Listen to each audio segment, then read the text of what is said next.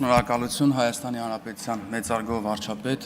հարգելի գործընկերներ, նախ պարոն Ավետիսյան, կցանկանամ անդրադառնալ վերջնաժամկետի հետ կապված, այս լիագումար նիստերից հետո ազգային ժողովը կգումարի արտահերթ նիստ վերջնաժամկետները երկարացնելու մինչև նոյեմբերի 1-ը, տուգանքի մատերիալի հետ կապված, պարոն Ավետիսյան, եթե տուգանքի մատերիալի ցանկություն լիներ, առաջին խախտման դեպքում չէր լինի բանավոր նկատողություն, իսկ երկրորդ անգամվա համար օրինակ 5,000 դրամ տուգանք, այլ օրինակ սկզբից կլիներ, չգիտեմ, 500,000 կամ 1 միլիոն դրամ։ Նախագծով ներկայացված հիմնավորման ոլորտի արկա իրավիճակների խնդիրների վերհանում չի իրականացվել եւ ներկայացվել է ապագայում ենթադրյալ խնդիրների վերլուծություն։ Քննարկման արդյունքում տնտեսական հարցերի մշտական հանձնաժողովը բնականաբար տվել է բացասական եզրակացություն, բայց ես ցանկանում եմ օրենքի բուն ներդրման նպատակներին անդրադառնալ, հարգելի գործընկերներ։ Եթե հիշում եք, օրենքը ի սկզբանե խնդիր ուներ ըստ իս գլխավոր խնդիրը հասարակության շրջանում հարկ վճարելու ինստիտուտը զարգացնելն է, որ ցանկացած քաղաքացի մեր հասարակության ցանկացած անդամ հասկանա, որ ինքը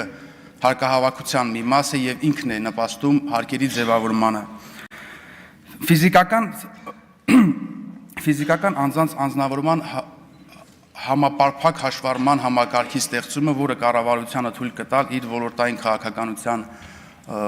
ընթացքում ավելի թիրախավորված սոցիալական աջակցության ծրագրեր իրականացնել։ Մենք շատ լավ հիշում ենք հետպատերազմական վիճակը, մենք շատ լավ հիշում ենք համաճարակի տարիները, երբ որ կառավարությունը կոնկրետ բազա չուներ, թե որ սոցիալական խմբին ինչ աջակցություն ցուցաբերի, այս համակարգը նաև կլուծի այդ խնդիրը, մեծամասամբ եմ։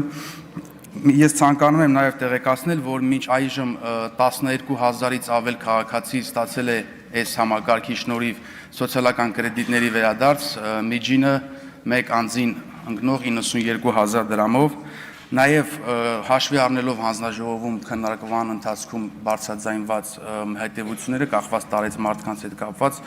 մենք առաջիկայում կառավարության հետ քննարկումներ է արվում, որպեսզի հայտարարումը պարզեցվի մինչև այո կամ ոչի մակարդակի, երբ քաղաքացին ընդամենը այո կամ ոչի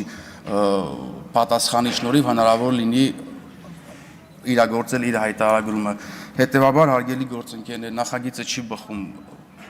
հայտարարման մշակույթի շահերից եւ առհասարակի առաջև դրած նպատակներից, եւ ես կոչ եմ անում հանձնաժողովի անունից նաեւ դեմ քվեարկել։ Շնորհակալություն։ Չմոռանաք հավանել տեսանյութը եւ բաժանորդագրվել Civic AM-ի YouTube-յան էջին։